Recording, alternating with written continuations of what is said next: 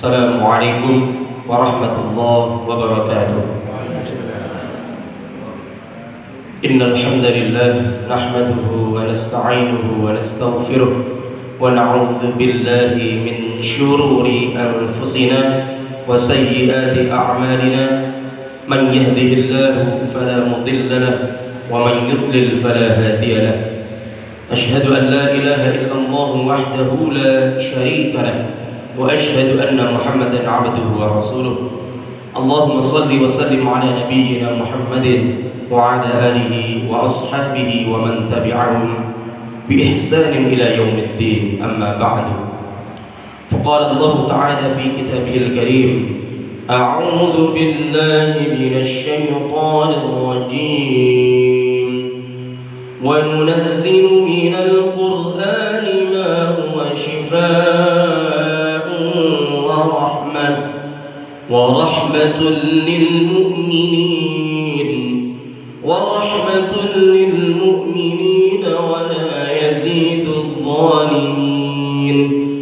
la yazidul zalimin illa khasara. وقال رسول الله صلى الله عليه وسلم خيركم من تعلم القرآن وعلمه. صدق الله العظيم وصدق رسوله النبي الكريم ونحن على ذلك من الشاهدين.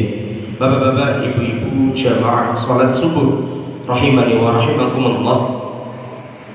Puji syukur alhamdulillah, di pagi yang cerah ini kita masih bisa bermuajahah, masih bisa melangkahkan kaki kita ke tempat yang mulia ini guna melaksanakan kewajiban kita sebagai seorang muslim muslimah, yakni salat subuh, yang alhamdulillahnya bisa kita laksanakan dengan kemudahan-kemudahan yang diberikan oleh Allah Subhanahu wa ta'ala.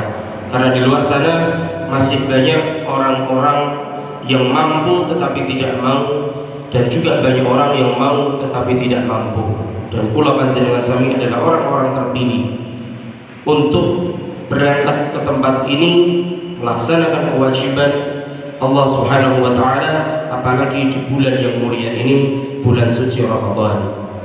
Bapak-bapak, ibu rahimani rahimakumullah, berbicara mengenai turunnya Al-Qur'an ataupun sering kita sebut dengan nuzulun Qur'an, yang mana masyarakat Indonesia 2-3 hari yang lalu banyak sekali yang memperingati. Mungkin sampai hari ini, sampai akhir-akhir Ramadan masih banyak yang memperingati nuzulun Qur'an, turunnya Al-Qur'an. Di sini kami akan sedikit memaparkan bagaimana penjelasan mengenai nuzul Qur'an, yang mana oleh Allah sudah diberikan tanda-tanda ataupun ayat-ayat, dalil-dalil yang menunjukkan kapan diturunkan Al-Qur'an. Bapak-bapak, ibu rahimani wa rahimakumullah, yang tidak menjadi perdebatan adalah satu: syahrul Ramadan alladzi unzila fihi Al-Qur'an. Di bulan Ramadan ini adalah bulan diturunkannya Al-Qur'an. Nah, ini tidak ada perbedaan ulama. Sudah semuanya bersepakat bulan Ramadan itu bulannya Al-Qur'an, bulan Ramadan itu bulan diturunkannya Al-Qur'an. Nah, yang menjadi perbedaan apa Bapak Ibu sekalian? Mengenai tanggal awal mula diturunkannya Al-Qur'an, ataupun bagaimana ulama memahami nuzulnya Al-Qur'an itu secara keseluruhan dan juga secara berangsur-angsur. Sedikit beberapa poin yang mungkin kami sampaikan. Persani kula panjenengan sami lebih membuka wawasan, jadi tidak menyalahkan satu sama lainnya. Bapak-bapak, ibu rahimani wa rahimakumullah, permulaan turunnya Al-Qur'an adalah pada bulan Ramadan. Namun para ulama berbeda pendapat mengenai tanggalnya. Demikian pula tentang tanggal Lailatul Qadar. Kalau kita berpikir sejenak, oh iya, aku memperingati nuzulul Qur'an itu tanggal pinten Bapak Ibu? Malam 17 Ramadan. Padahal malam Lailatul Qadar itu di dalam beberapa hadis, tidak hanya satu hadis, dijelaskan di berapa terakhir Ibu Bapak? Ganjil 10 hari terakhir malam-malam ganjil. Kinten 17 Ramadan itu 10 hari terakhir apa betul? Dereng. Ya, kenapa kok kula panjenengan sampai memperingati nuzul Quran? Masyaallah. Padahal belum 10 hari terakhir. Padahal Allah sudah matur, inna anzalnahu fi lailatul qadr. Bahkan di surat Ad-Dukhan dijelaskan juga fi lailatin mubarakah. Para ulama tafsir menafsirkan lailatul mubarakatun itu adalah malam Lailatul Qadar. Tapi kenapa kalau panjenengan sampai memperingatinya tanggal 17? Kalau ada tanggal 21, kalau ada tanggal 23, kalau ada tanggal 25, 27 atau 29. Kadang-kadang kalau kita masih bingung akan apa ya tanggal 17. Setelah ini akan kami jelaskan sedikit. Bapak-bapak Ibu rahimani wa rahimakumullah. Di dalam surah Al-Qadr dijelaskan Al-Quran itu turun di malam Lailatul Qadar, malam kemuliaan. Para ulama bersepakat yang turun di malam Lailatul Qadar itu bukan permulaan ayat Al-Quran ke bumi, tidak, tetapi apa? Dari Allah kepada malaikat Jibril di Baitul Ma'mur dan Baitul Izzah, di langitnya para malaikat secara keseluruhan semua, bukan berangsur-angsur. Jadi dari Allah ke langit, bukan dari langit ke bumi. Ya, sekali lagi para ulama bersepakat bahwasanya yang di dalam malam Lailatul Qadar itu adalah Al-Quran secara keseluruhan dari Allah kepada malaikat Jibril. Karena ada dua tahap, ada yang secara keseluruhan dari Allah di langit, dan yang kedua ada dari malaikat Jibril kepada Rasulullah SAW yang berangsur-angsur. Nah, di dalam Quran surah Al-Anfal ayat 41 Allah menyebutkan Bapak Ibu sekalian bahwasanya Al-Quran ini diturunkan oleh Allah Subhanahu wa taala di hari di mana bertemunya dua pasukan. Jadi saya bacakan ayatnya. A'udzu billahi minasyaitonir rajim. Wa'lamu annama ghanimtum min syai'in fa anna lillahi khumsahu wa lirrasuli wa lidhil qurba wal yatama wal masakin wa ibnis sabil in kuntum amantum billah wa ma anzalna 'ala 'abdina yawmal furqan yawmal taqal jam'an wallahu 'ala kulli syai'in qadir. Dan ketahuilah sesungguhnya segala yang kamu peroleh sebagai rampasan perang maka sepertimanya untuk Allah, Rasul, kerabat Rasul, anak yatim, orang miskin dan ibnu sabil. Demikian jika kamu beriman kepada Allah dan kepada apa yang kami turunkan, maksudnya Al-Quran, kami turunkan kepada hamba kami Muhammad di hari Furqan, di hari yakni bertemunya dua pasukan. Allah Maha Kuasa atas segala sesuatu. Bapak-bapak Ibu rahimani wa rahimakumullah.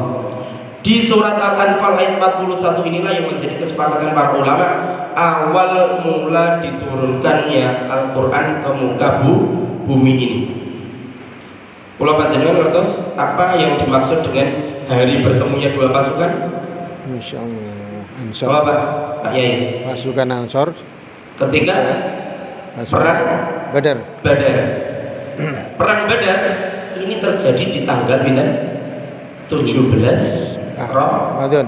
Nah, inilah yang menjadi dasar kesepakatan para ulama terutama di Indonesia ini menjadi peringatan awal mula turunnya Al-Quran ke muka bumi ini, yakni surah apa Bapak Ibu? Badar. Surah Al-Alaq ayat 1 sampai 5. A'udzu billahi minasyaitonir rajim. Iqra bismi rabbikal ladzi khalaq. Khalaqal insana min 'alaq. Iqra wa rabbukal akram. Alladzi 'allama bil qalam. 'Allamal insana ma lam ya'lam. Jadi Bapak Ibu sekalian, adapun tanggal 17 Ramadan yang biasa diperingati bukanlah ketetapan dari Al-Quran ataupun Sunnah ataupun hadis, melainkan merupakan hasil ijtihad para ulama yang diisyaratkan dalam surah Al-Anfal ayat 41 tadi, hari Furqan, hari bertemunya dua pasukan, yakni antara pasukan muslimin dengan pasukan musyrikin di perang apa? Badar. Ini ijtihadnya para ulama, yaitu tanggal 17 Ramadan yang sering kita peringati sebagai hari Nuzulul Quran, awal mulanya turunnya Al-Quran. Saya ingatkan lagi 1 sampai 5 surah Al-Alaq. Sedangkan yang di malam Lailatul Qadar itu keseluruhan Al-Quran dari Allah ke malaikat. Kalau yang ini tadi tanggal 17 Ramadan ijtihad ulama dari malaikat kepada Rasulullah SAW itu awal mulanya, dan setelah itu berjalan sampai bertahun-tahun. Pinten tahun Bapak Ibu? Kurang lebih 22 tahun sampai 23 tahun turunnya Al-Quran secara berangsur-angsur. Tujuannya apa? Untuk menguatkan hatinya Rasulullah dan untuk lebih menguatkan lagi hafalan-hafalan para sahabat. Karena kalau langsung blek susah Bapak Ibu sekalian. Dan Al-Quran itu turunnya juga sesuai dengan kebanyakan asbabun nuzul, ada sebab turun, ada sebab turunnya, sehingga peristiwa-peristiwa yang ada di dalam Al-Quran itu juga menjadi patokan bahwasanya oh dulu itu ada peristiwa seperti ini.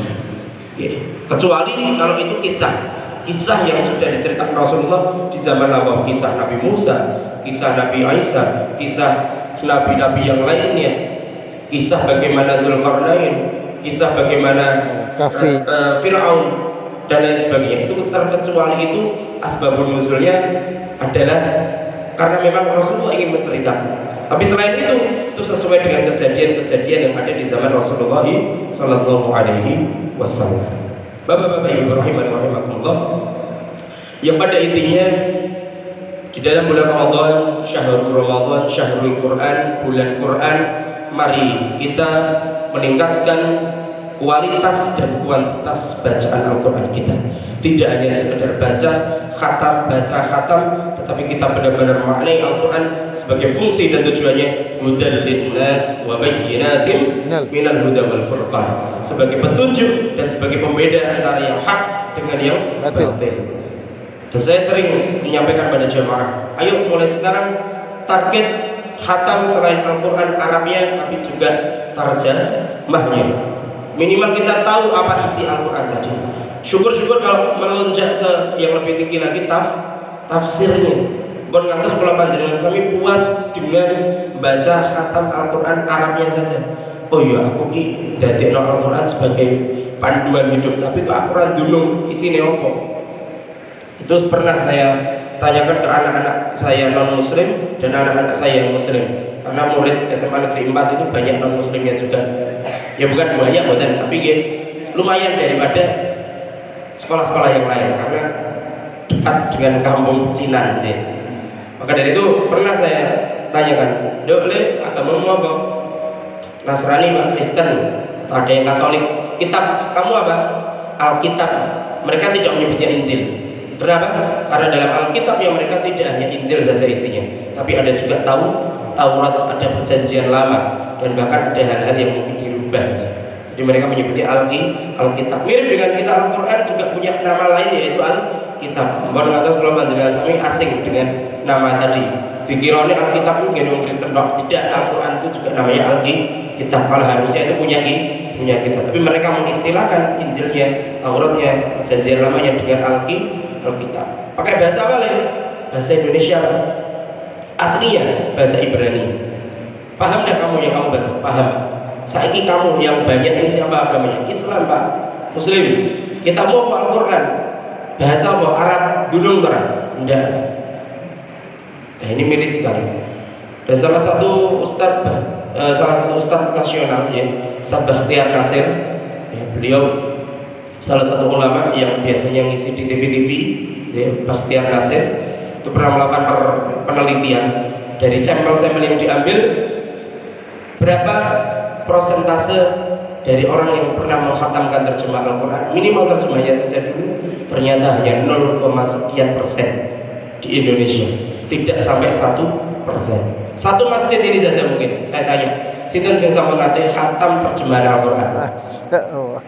Saya saja baru sadar itu pas waktu kuliah mau selesai ataupun pas waktu kerja awal-awal setelah kuliah, Bapak Ibu. Gara-gara ceramahnya Ustaz Bakhtiar Nasir.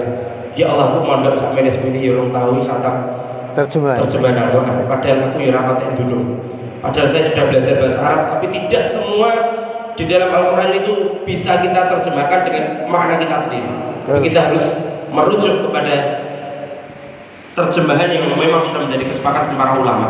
Kalau amannya ya kita di Kemenak atau Depak, terjemahan Depak itu. Jadi, atau sekarang ada terjemahan Al-Quran dari Gus Bahar, itu juga ada buku-bukunya dan lain sebagainya. Ya minimal kita terjemahnya dulu Bapak Ibu. Terusnya buat abot-abot. Nanti kalau sudah dikira beberapa kali selesai, ayo meningkat ke tafsir. Ada tafsir Al-Azhar, ada tafsir Al-Misbah. Ya, mungkin Indonesia punya ulama-ulama tafsir yang luar biasa. Buya Hamka itu tadi dengan tafsir Al-Azhar ya. Ada Quraisy Shihab dengan tafsir Al-Misbah ya. Ataupun yang lain-lain, tafsir Ibnu Katsir yang menjadi kerujukan banyak sekali ulama untuk menyampaikan tausiah ataupun yang lainnya. Ya, intinya monggo Al-Quran yang kita anggap sebagai pedoman hidup itu, mari selain kita baca, kita hafalkan, mari kita pahami juga. Ya, kita sama-sama belajar karena Al-Quran itu adalah A sampai Z dibahas semuanya, dari urusan A sampai Z, dari kita bangun tidur sampai tidur lagi. Mohon maaf, dari urusan masuk keluar kamar mandi sampai masuk keluar kamar tidur, sampai mungkin urusan pasar, bahkan ayat terpanjang dalam Al-Quran bukan tentang akidah, tetapi tentang apa? Muamalah. Al-Baqarah 282. Mangke coba dicek. Al-Baqarah 282 ini sini Bapak Ibu. Utang, piutang. Panjenengan sing senengane utang, monggo buka Al-Baqarah 282. Carane utang itu sing tenane sesuai syariat itu pripun. Luar biasa, Allah menjelaskan detail sekali cara hutang dan piutang itu di surah Al-Baqarah 282, ayat terpanjang dalam Al-Qur'an. Bapak-bapak Ibu rahimakumullah, itulah syumuliyatul Islam, syumuliyatul Qur'an, lengkapnya, sempurnanya Islam, sempurnanya Al-Quran. Dan kita sebagai umat Islam kadang-kadang malah kurang dalam memperhatikan Islam dan Al-Quran kita, dan kita sibuk dengan yang lainnya, urusan duniawi, bahkan urusan-urusan yang kadang-kadang tidak terlalu penting, tapi kita malah anggap penting. Sekali lagi ingin saya ingatkan, wabtaghi fima ataqad darul akhirah wa la tansa nasibaka minad dunya. Carilah pahala akhirat, tapi aja lali dunia. Bukan cari dunyamu aja lali akhirat, kebalik. Tapi carilah akhirat, aja lali dunia. Karena dunia itu nomor 2, di genggaman saja, jangan ditaruh hati. Itu yang dapat kami sampaikan. Semoga apa yang saya sampaikan selama bulan Ramadan di Masjid Baitul Muttaqin ini bermanfaat dan ada manfaatnya. Yang baik diambil, yang jelek atau yang buruk, yang salah itu murni dari saya sendiri sebagai manusia. Jangan ditiru, jangan diambil, karena kesempurnaan hanya milik Allah Subhanahu wa Ta'ala. Saya ucapkan mohon maaf yang sebesar-besarnya lahir dan batin untuk seluruh jamaah di Masjid Baitul Muttaqin ini. Afaidu bihadzal kalam, saya akhiri dengan doa kafaratul majlis. Subhanakallahumma wa bihamdika asyhadu an la ilaha illa anta astaghfiruka wa atubu ilaik. Nasrun minallahi wa fathun qarib wa basyiril mu'minin. Tsumma assalamu alaikum warahmatullahi wabarakatuh.